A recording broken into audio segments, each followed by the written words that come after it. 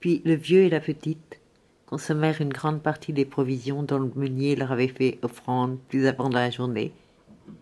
Puis très vite, ils se blottirent l'un contre l'autre pour dormir sous la couverture, et assez vite la petite plongea dans le sommeil, mais le vieux resta éveillé. Paisiblement aganardés dans leur lit de foin, le vieux percevait à distance le tumulte discret de la rivière proche, et le murmure des trembles, et le chuintement des vases et le clapot de l'eau sur les berges, et à travers le carreau des vitraux, il perçut aussi les reflets lunaires sur ce qu'il devina être une éclosion d'éphémères qui se déclenchait en ce début de nuit sur la rivière. Le vieux veillait dans cette église perdue au milieu du paysage. Le vieux veillait sur la petite. Et le vieux songea que depuis longtemps déjà, il lui servait de père et de mère, qu'il la choyait et qu'il la berçait dans ses bras, qu'il la nourrissait et qu'il la torchait et qu'il la baignait et qu'il la rabrouait et qu'il la tensait parfois comme un petit chiot turbulent, et qu'il la voyait grandir différente de ce qu'il avait imaginé.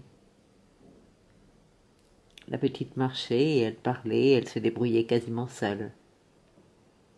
Elle s'éveillait et elle s'habillait seule, et elle pouvait allumer du feu et chercher les couverts dans la besace. Et c'est elle, parfois, qui exigeait de la régularité dans l'heure de leur repas. C'était, songea le vieux, une enfant calme et pensive, et comme pénétrée de l'extrême sérieux qu'aurait eu la vie. Et pour l'heure, le vieux veillait sur son sommeil.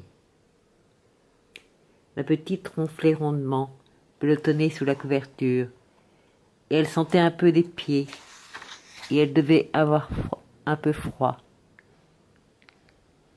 Et le vieux remonta la couverture de laine sur son menton. Le vieux avait sa dague à portée de main, et il veillait.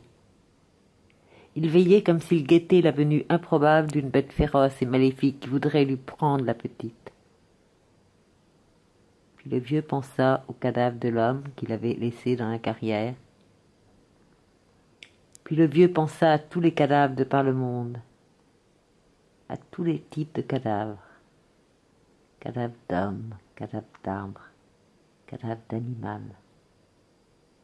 Le vieux y pensa toute la nuit, sans pouvoir dormir.